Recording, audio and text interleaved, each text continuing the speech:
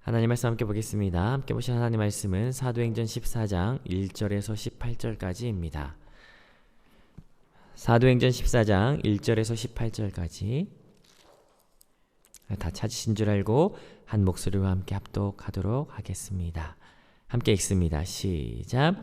이에 이고니온에서 두 사도가 함께 유대인의 회당에 들어가 말하니 유대와 헬라의 허다한 무리가 믿더라. 그러나 순종하지 아니하는 유대인들이 이방인들의 마음을 선동하여 형제들에게 악감을 품게 하거늘 두 사도가 오래 있어 주를 힘입어 담대히 말하니 주께서 그들의 손으로 표적과 기사를 행하게 하여 주사 자기 은혜의 말씀을 증언하시니 그 시내의 무리가 나뉘어 유대인을 따르는 자도 있고 두 사도를 따르는 자도 있더라.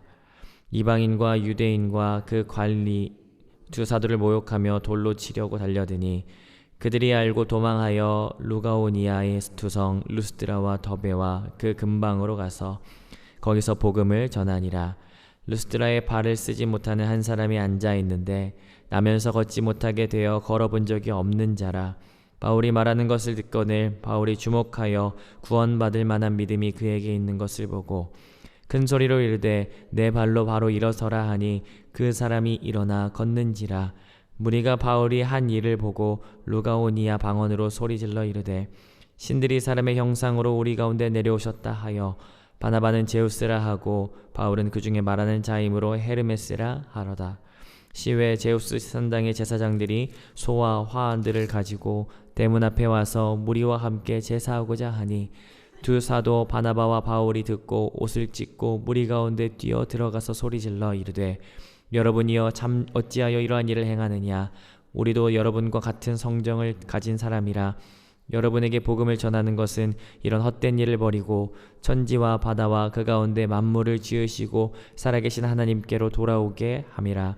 하나님이 지나간 세대에는 모든 민족으로 자기들의 길들을 가게 방임하셨으나 그러나 자기를 증언하지 아니하신 것이 아니니 곧 여러분에게 하늘로부터 비를 내리시며 결실기를 주시는 선한 일을 하사 음식과 기쁨으로 여러분의 마음을 만족하게 하셨느니라 하고 이렇게 말하여 겨우 무리를 말려 자기들에게 제사를 못하게 하니라.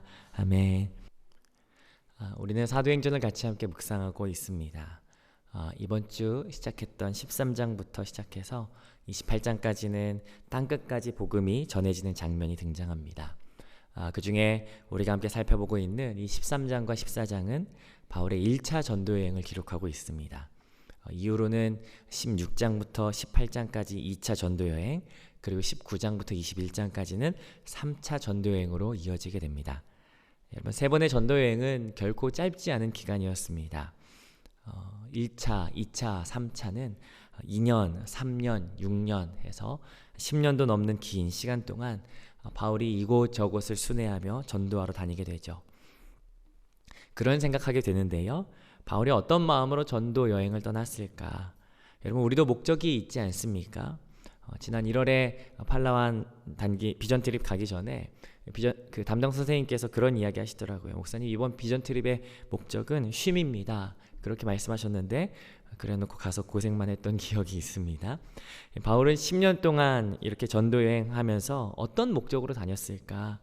아마 고린도전서 10장 31절이 그 바울의 사역의 목표이지 않았을까 싶습니다. 10장 31절 제가 한번 읽어드리겠습니다. 그런즉 너희가 먹든지 마시든지 무엇을 하든지 다 하나님의 영광을 위하여 하라. 그것은 내 유익도 아니고 어떤 이력을 남기기 위함도 아닌 하나님의 영광을 위하여 했다라는 것을 우리가 보게 됩니다. 오늘 우리가 같이 함께 살펴보는 이 본문은요, 1차 전도여행의 6번째 방문지와 7번째 방문지 이고니온과 루스드라의 일을 같이 함께 살펴보게 됩니다. 여러분, 기억을 좀 더듬어 보면요, 1차 전도여행이 어떠한 장소들을 지났냐면 실루기아에서 시작해서 구브로 섬의 살라미, 바보, 버가, 비시디아 안디옥이고요. 오늘 6번째 이고니온과 루스드라, 그리고 마지막은 8번째 더베를 거쳐서 다시 거꾸로 돌아오는 것이 1차 전도여행입니다. 저는 이렇게 외웠는데 실살바버 안이루더 이렇게 외워왔습니다. 자, 그래서 오늘 본문은 두 단락으로 나눌 수가 있어요. 1절부터 7절까지를 이고니온, 8절부터 18절까지를 루스드라, 이 두 장소에 따라서 두 단락으로 같이 한번 나눠서 살펴보는데, 먼저 첫 번째 단락부터 한번 살펴보면 좋겠습니다. 1절부터 7절까지 이고니온인데요. 1절 같이 한번 읽어보시죠. 시작. 이에 이고니온에서 두 사도가 함께 유대인의 회당에 들어가 말하니 유대와 헬라의 허다한 무리가 믿더라. 13장은 비시디아 안디옥에 있었습니다. 그런데 그곳에 있었던 유대인 사람들 선동해서 바나바와 바울을 쫓아내죠. 그래서 바울이 간 곳은 좀 더 동쪽으로 이동하여서 이고니온으로 가게 되었습니다. 여러분, 말씀을 보면서 여러분도 아시겠지만 사사기에도 패턴이 있었던 것처럼 바울의 전도여행에도 반복되는 패턴이 있는 것을 보게 됩니다. 가장 먼저는요, 바울이 선교지에 들어가자마자 어디로 들어갑니까? 가장 먼저 유대인의 회당을 찾아 들어가요. 그러면 두 번째 어떤 일이 일어납니까? 그곳에 있는 유대인과 이방인들이 복음을 받아들이기도 합니다. 그러나 세 번째, 받아들이지 않는 유대인들도 있어요. 그러면 네 번째, 그 받아들이지 않던 유대인들이 어떻게 합니까? 사람들을 선동해서 바울을 내쫓거나 해를 입히는 것이 이 패턴입니다. 여러분, 이게 바울의 패턴인데요. 여러분, 오늘 한번 보시죠. 1절 보니까 먼저는 이고니온에서 유대인의 회당에 들어가서 복음을 전합니다. 그래서 결과가 생겨나죠. 어떤 결과입니까? 두 번째, 믿기 시작해요. 믿는데 유대인 헬라인의 어떤 무리가 믿었습니까? 허다한 무리가 믿었다라고 이야기합니다. 여기 허다하다라고 하는 말은 폴리스라고 해서 셀 수 있는 숫자 중에 가장 큰 숫자라는 의미를 갖고 있거든요. 이 폴리스라고 하는 말은요, 사도행전에 여기밖에 들어가지 않습니다. 아마 전무후무한 복음 전도가 일어나지 않았을까라는 생각이 듭니다. 자, 그러자 2절입니다. 2절 같이 한번 읽어보시죠. 세 번째 사건이 발생하는데요. 그러나 순종하지 아니하는 유대인들이 이방인들의 마음을 선동하여 형제들에게 악감을 풀게 하거늘. 여러분, 세 번째 패턴이 뭐였습니까? 순종하지 않는, 반대하는, 저항하는 유대인들이 있었습니다. 그들이 어떻게 하냐면 이방인의 마음을 선동하여서 악감을 품게 했다라고 이야기하죠. 특별히 여기 악감을 품게 했다라고 하는 말을 문자적으로 번역하자면요, 사람의 마음을 오염시켰다라고 하는 의미를 가지고 있습니다. 한 2년 전쯤인가요? 저희 아내가 문구점에 갔다가 만년필 하나를 저한테 선물해 줬습니다. 근데 제가 문제는 뭐냐면 그 만년필을 어디다 뒀는지 한참 모르고 있다가 한참 뒤에 찾아서 보니까 쓰려고 하는데 어땠을까요? 써지지가 않는 거예요. 잉크가 굳었더라고요. 제가 이걸 어떻게 고쳐야 되나 하고 찾아보니까 이 만년필을 뜨거운 물에 잠깐 담궈두면 괜찮아진다라고 이야기하더라고요. 그래서 뜨거운 물을 받았습니다. 담궜더니 삽시간에 잉크가 풀어지는데요, 그 뜨거운 물, 맑은 물이 순식간에 검게 물들어 버리더라고요. 여러분, 이게 악감을 품게 하다라고 하는 모양새입니다. 사람들이 악감을 품게 하여서 모든 사람들의 마음을 악한 감정으로 오염시켜 버렸어요. 여러분, 이럴 때 여러분들이 복음을 전할 수 있을까라는 생각을 한번 해보시겠습니까? 여러분, 어떻게 될지 모릅니다. 사람들의 마음이 마치 만년필의 그 잉크가 오염되어져 가는 것처럼 사람들의 마음이 삽시간에 물들어 가는 거예요. 여러분, 그런 상황 가운데 어떻게 복음을 전할 수 있을까? 여러분, 그런데요, 3절이 굉장히 이례적입니다. 사실 3절 앞부분에는 생략된 번역이 있거든요. 그건 그런데도라고 하는 접속사입니다. 여러분, 그런데도라고 하는 접속사를 넣어서 3절 같이 한번 읽어보지 않으시겠습니까? 같이 읽습니다. 그런데도 두 사도가 오래 있어 주를 힘입어 담대히 말하니 주께서 그들의 손으로 표적과 기사를 행하게 하여 주사 자기의 은혜 말씀을 증언하게 하시니. 여러분, 그런데도 유대인이 악감을 품에도 불구하고 그런데도 뭐 했습니까? 사도가 오래 있었다라고 이야기한 거예요. 어떻게 오래 있었을 수 있었을까? 그냥 사람들의 감정만 충동하여서 미워하는 마음이었기 때문에 막 견딜만 했기 때문에 오래 있었을 수 있었을까? 아니요, 그렇지 않습니다. 5절 보니까 돌로 치려고 달려들 만한 악한 감정이었어요.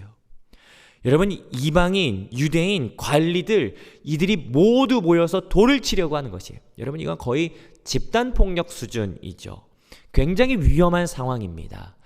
한시라도 바삐 그곳을 탈출해야 되는 것이 신변을 보장할 수 있는 가장 좋은 방법이에요.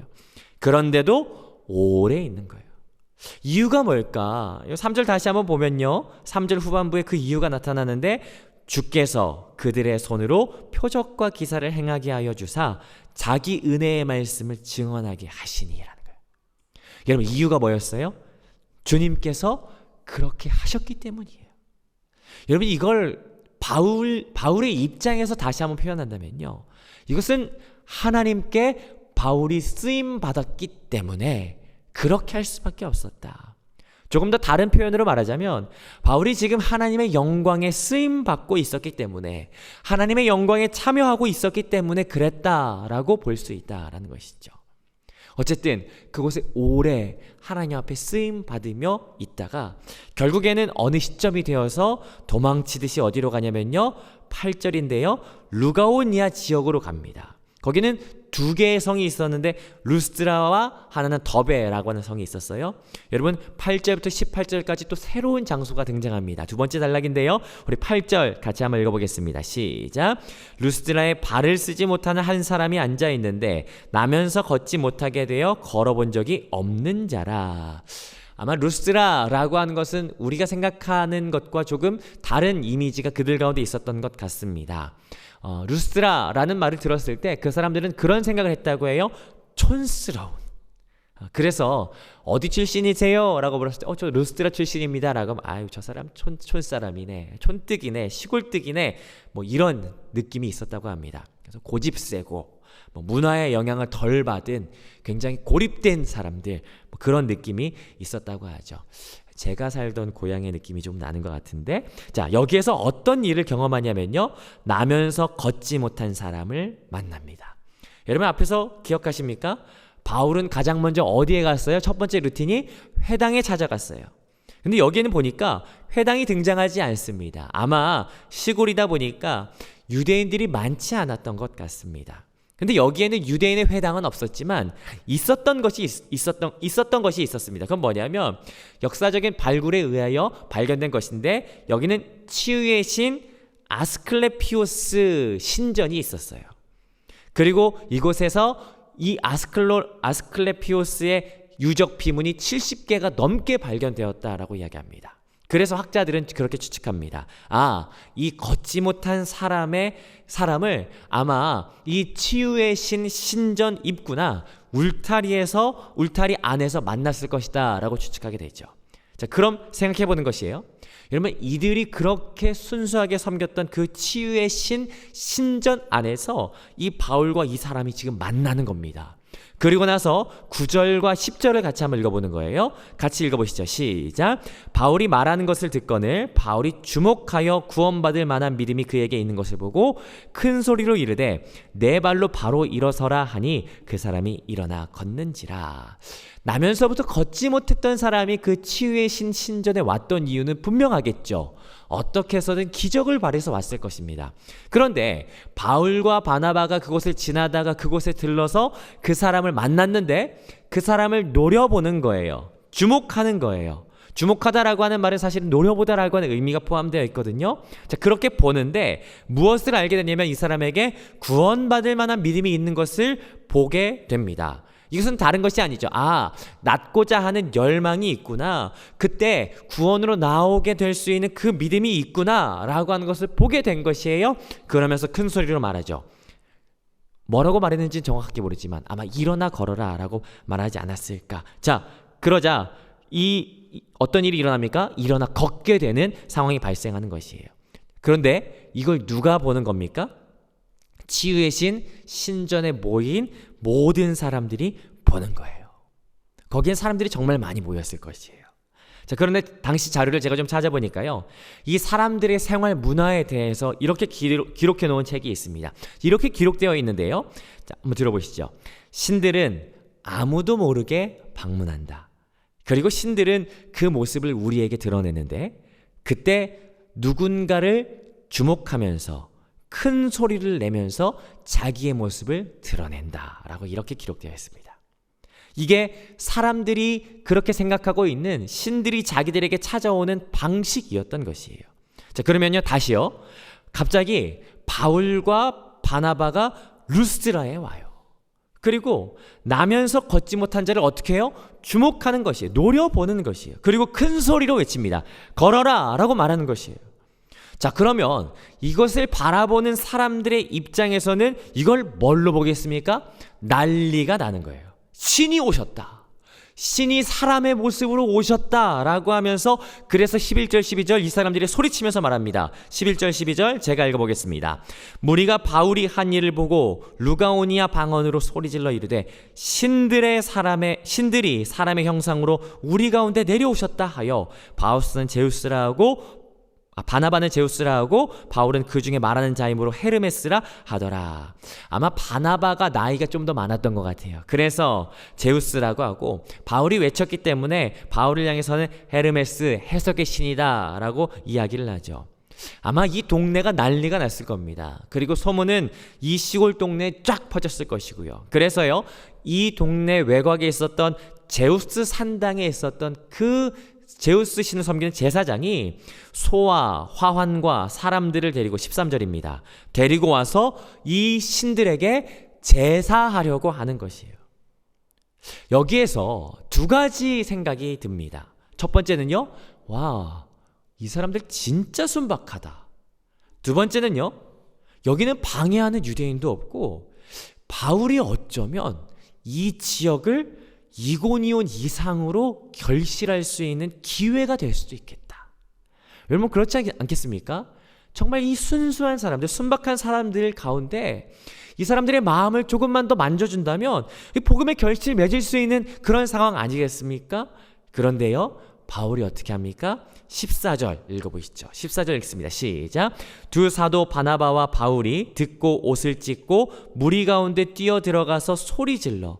바나바 바울이 어떻게 하냐면 옷을 찢습니다. 이건 구약 전통에 얘기하면 하나님의 영광을 가릴 때에 행하는 표현이죠. 그리고 소리칩니다. 15절부터 18절까지가 바울의 선포인데, 그 내용이 뭐냐면 15절, 우리는 여러분과 같은 성정입니다. 여러분, 저희는 신이 아니라 여러분과 같은 사람입니다. 단지 여러분에게 이렇게 하는 것은 만물을 지으신 하나님께 돌아오게 하려는 것뿐입니다 라고 하면서 18절 겨우겨우 말리는 것을 보게 됩니다. 왜 이렇게 합니까? 그거는 한 가지 이유밖에 없죠. 15절에 보니까 복음을 전하는 목적이 사람이나 거짓 신을 섬기게 하는 것이 아니라 살아계신 하나님께로 돌아오게 하는 것이 목적이기 때문이에요. 달리 말하자면 하나님 앞에 온전히 영광을 돌려드리게 하기 위함이다 라고 하는 것이죠. 이것이 오늘 본문에 있었던 두 가지 사건인 것을 보게 됩니다.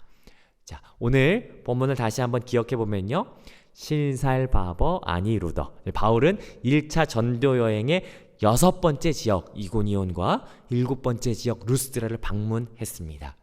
이고니온에서는 복음을 전파하는데도 그 위험이 따랐고, 그럼에도 불구하고 위험이 따르지만 오랫동안 머물면서 전무후무한 숫자에게 복음을 전했죠.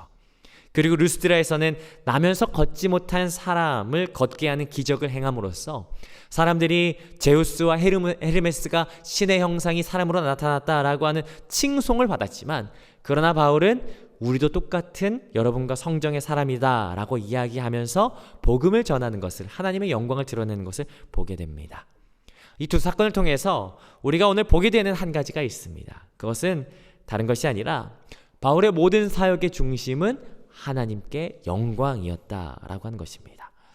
내가 칭찬받고자 함이 아니라, 내가 하고자 해서가 아니라 하나님께 영광 올려드리기 위한 것, 하나님의 영광을 드러내는 것이 이 사역의 방향이었다. 어쩌면 하나님께 영광을 올려드리는 것, 여러분, 이것이 어쩌면 우리에게 참 연약함이 될 때가 있지 않나라는 생각을 하게 됩니다. 여러분, 한번 생각해 보지 않으시겠습니까? 사람들이 이 바울과 바나바를 빙 둘러서고 신의 모습이 이 사람들에게 나타났다라고 하면서 칭송할 때, 여러분, 그때 이렇게 할 수도 있지 않을까? 여러분, 그러니까 제 말 잘 들으세요. 하나님이 저한테 이런 신이, 여러분이 섬기는 신이 저한테 이런 능력 주신 거예요. 그러니까 여러분, 지금부터 복음을 잘 받아들이십시오. 그러면서 사람들의 마음을 선동하고 사람들의 마음을 싹 사로잡는 것, 어쩌면 그게 더 효과적이지 않을까라는 생각을 하게 됩니다. 여러분, 이 사람들 순수하기도 하고 얼마나 쉽게 전할 수 있겠습니까? 그런데 바울은 그렇게 하지 않습니다. 바울은 분명했어요.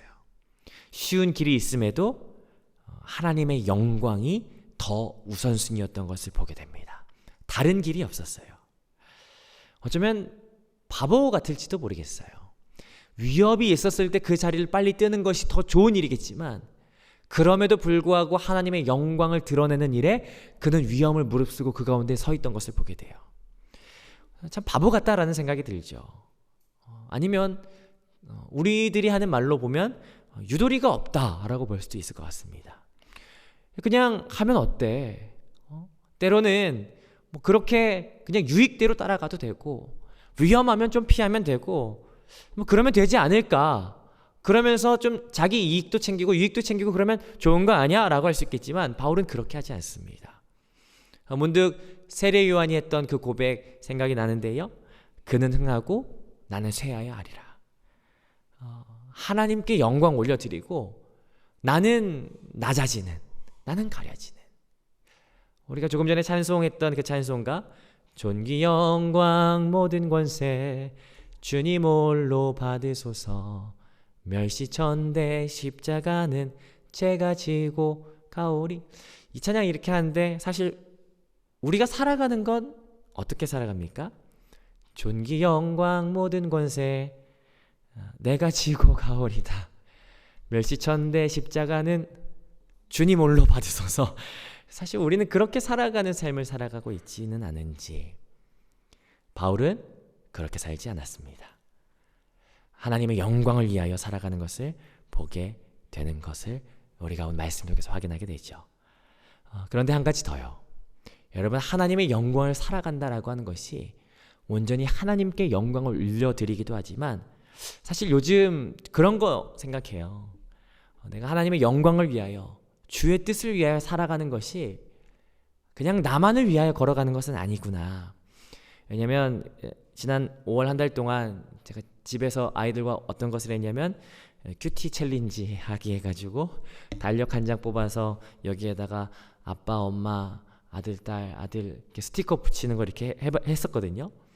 근데 이렇게 하루 이렇게 애들은 이렇게 스티커 꼬박꼬박 붙여요. 아침마다 이렇게 붙이고 항상 하는데 애들이 하는 말이 뭐냐면 왜 엄마 아빠는 오늘 안 했어? 이렇게 얘기하더라고요. 그런 생각이 들어요. 아, 내가 하나님의 영광을 따라 살아갈 때 누군가도 영향을 받는다. 누군가도 그를 따라가는 이들이 있구나라는 것을 생각하게 됩니다. 바울도 그랬던 것 같아요. 여러분, 이게 정확하게 드러나지는 않는데 97% 이상 확실합니다. 바울이 이렇게 하나님의 영광을 올려드리는 것을, 그러니까 사람이 취할 수 있는 영광이 있었음에도 불구하고 취하지 않고 하나님의 영광만을 드높이는 것을 누군가가 봅니다. 그리고 훗날 바울 다음으로요, 교회들의 지도자가 되어서 교회를 아름답게 이끌어 나갑니다. 여러분, 그거 봤던 사람 누군지 아십니까? 루스드라에 살고 있었던 한 사람이 있어요. 누구냐면 나중에 16장에서 드러나는데요, 루스드라에 제자 한 사람이 살고 있었는데 누구라고 하냐면 디모데가 있었다라고 이야기해요. 그리고 훗날 이 루스드라에 다시 한번 방문해서 그 디모데와 함께 2차 전도 여행을 떠나게 되죠. 여러분, 이 모습을 아마 디모데가 봤을 거예요. 하나님의 영광을 가리우지 않고 온전히 하나님께 영광을 올려드리는 거 디모데가 봤을 겁니다. 오늘 우리가 하나님의 영광을 드높일 때 여러분, 하나님이 아십니다. 그리고 사람들도 알아요. 저는 저희 어머니와 전화할 때면 늘 저희 어머니가 마지막에 그런 얘기 하세요. 뭐라고 하냐면, 아들 잘해. 하나님이 아셔. 아, 네, 그럼 잘해야죠. 그리고 사람들도 알아. 그러니까 잘해. 그러더라고요. 알겠습니다. 여러분, 우리가 하나님께 영광이 되십시다. 사람들로부터 칭찬을 받지 마십시다. 하나님께만 영광 올려드리는 삶 사십시다. 왜냐하면 하나님이 아시기 때문이에요. 그리고요, 더 나아가서 사람들이 압니다. 우리 다음 세대들이 알아요. 아, 저분 보면 내가 하나님께 영광 올려드리며 살아가야 되는 것이 무엇인지를 내가 알게 돼. 그러니까 나도 하나님께 영광 올려드려야지 라고 하는 건 우리 자녀들이 알아요. 여러분, 우리가 오늘 하나님 앞에 영광 올려드리는 이 하루를 살아가십시다. 하나님을 위하여, 그리고 내 뒤를 따라오는 이 다음 세대를 위하여서 이 길을 걸어가시는 저와 여러분들의 삶이 바울처럼 걸어가는 저와 여러분들의 삶이 되시기를 주님의 이름으로 축복합니다.